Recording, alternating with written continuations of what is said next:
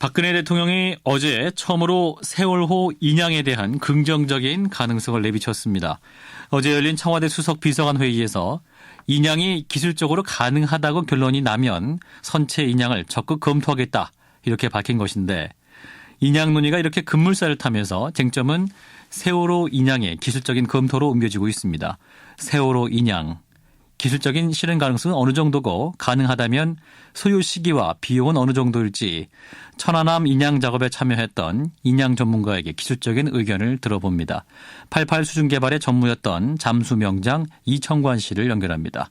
선생님 안녕하세요. 안녕하십니까. 예, 자 어제 박근혜 대통령의 언급이 있었기 때문에 세월호 인양 과연 기술적으로 가능한가에 대해서 많은 관심이 쏠리고 있는데요. 자, 기술적으로 따지면 세월호 인양 몇 %로 얼마나 가능하다고 보십니까? 저는 100% 가능하다고 생각합니다. 100% 가능하다. 예. 우리나라도 이제 장비도 많아졌고 그동안에 또 많은 경험도 쌓고 해가지고 우리나라 기술 가지고도 우리나라 그 회사 규모 가지고도 충분히 인양이 가능하다고 저는 생각을 합니다. 예. 그러면 그 천안함 인양 작업도 하셨지 않습니까? 예, 비교한다면 세월호도 충분히 우리 기술로도 가능하다 이런 말씀이세요? 예, 충분합니다. 물론 외국의 그 자문 같은 거 구하면 더 좋겠죠. 우리가 또 모르는 것도 있을 수 있으니까. 그런데 여태까지 그거보다 더 큰 배도 울당 같은 데서 그런 기록 보면요. 몇만 톤도 인양해본 경험도 있고. 예. 해서 인양은 가능하다고 봅니다. 전 전문가로서. 네, 현재까지의 경험과 또 우리나라의 기술력을 봤을 때 충분히 100% 가능하다. 이렇게 진단하시네요. 예. 그런데 이제 세월호 가족들은 선체를 절단하지 않는 방식, 그러니까 온전히 인양하는 방식을 요구하고 있는데 현재 우리 기술상으로도 혹은 외국 기술을 이용하면 절단을 하지 않고도 인양할 수 있는 겁니까? 그렇죠. 만약에 그걸 절단을 하고 인양을 한다면 큰 의의가 없는 거로 보거든요. 그 세월호는 수색의 연장선으로 해서 인양 목적이 있는 거 아닙니까? 그렇죠. 아직 9사람들을 가족 품에 어떻게든지 우리가 다 찾아서 보내주는. 예.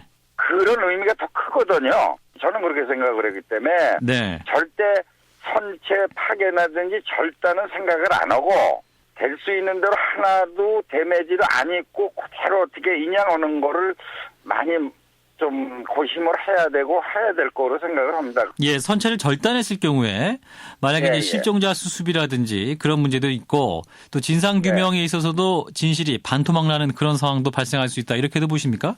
그렇겠죠. 배를 토막내서 인양을 한다면 그 절단해놓고 그 큰 부위를 어떻게 다 유실 방지 시스템을 만들 것이며 반을 막아야 되는데 다 그렇지 않습니까? 그렇죠. 그런 것도 공정이 그렇게 쉬운 게 아니에요. 절단한 데는 자체도 어렵다고 보거든요. 네. 그렇기 때문에 절단보다는 온전히 들어 올려서 인양하는 법이 더 좋을 것이다. 이런 말씀이네요. 통째로 그냥 시간도 어떻게 보면 그게 더 단축할 수도 있을 것 같습니다. 예. 시간 말씀하셨는데 그럼 인양 기간은 최소 얼마나 걸릴까요? 1년으로 잡고 있습니다만 더 늘 수도 있는 거 아닌가요? 글쎄 한 번에 성공을 한다면 실패 없이 그게 아무 문제 없이 인양을 한다면 1년 안에 충분히 인양할 수 있을 것으로 생각이 되고 보통 한 4월 달부터 10월까지는 그나마 잠수하기가 좋은 기간입니다.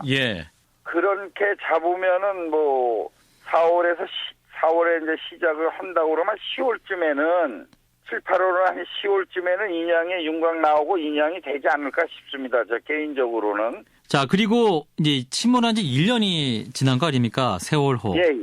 그러면 이제 바닷속에서 지금 선체 부식도 많이 진행됐을 것이고 따라서 온전한 선체 인양이 어렵다. 이런 의견도 있는데 어떻게 보세요? 전문가로서. 전혀 그거는 그 우려할 필요 없고요. 선체가 가라앉아서 이제 부식이 되는 부분은 가라앉을 때 무슨 데미지 같은 걸 입지 않습니까? 그렇죠. 그래서 페인트가 까지든지 크랙이 가든지 배에 그렇지 않은 부위 페인트가 다 살아있고 한 거는 그렇게 1년 있다고 그래서 부식되는 게 아니에요. 네.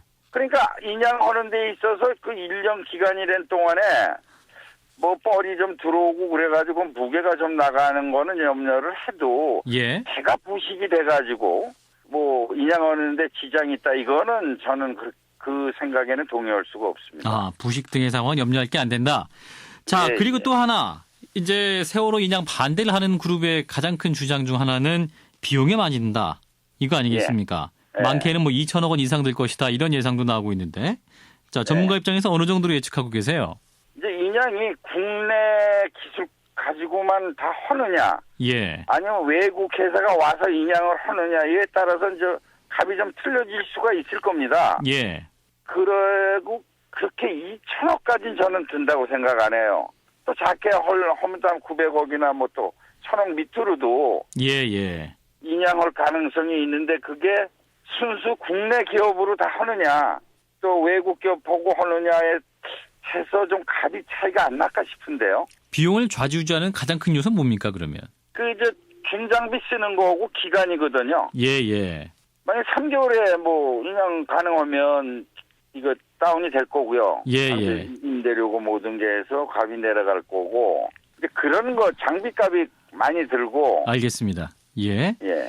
자, 그리고 이제 인양 과정에서 또 하나, 그 안전사고에 대한 우려도 있는 상황 아니겠습니까? 실제로 예. 그 인양 작업하는 과정에서 발생할 수 있는 인명피해 가능성을 말하는 쪽도 있는데요. 어떻게 보세요? 예. 아, 물론 그건 뭐 위험한 게 없다고는 할 수 없습니다. 예. 어느 작업을 해도 다 위험한 거고.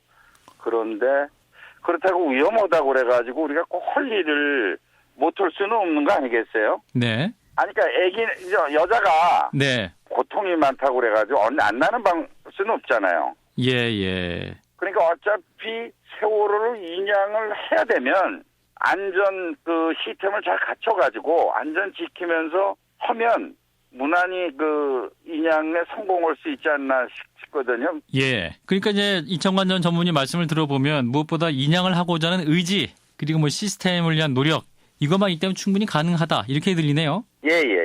그렇다면 인양 과정에서 세심하게 고려할 것들 어떤 게 있을까요? 짧게 말씀하신다면. 가장 중요한 게 이제 안전이죠.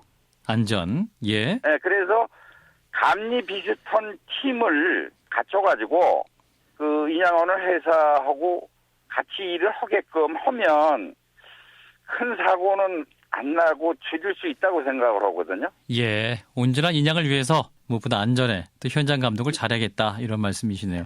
여기까지 듣겠습니다. 고맙습니다. 예, 감사합니다. 예. 인양 전문가인 88 수중개발의 이청관 전 전무였습니다.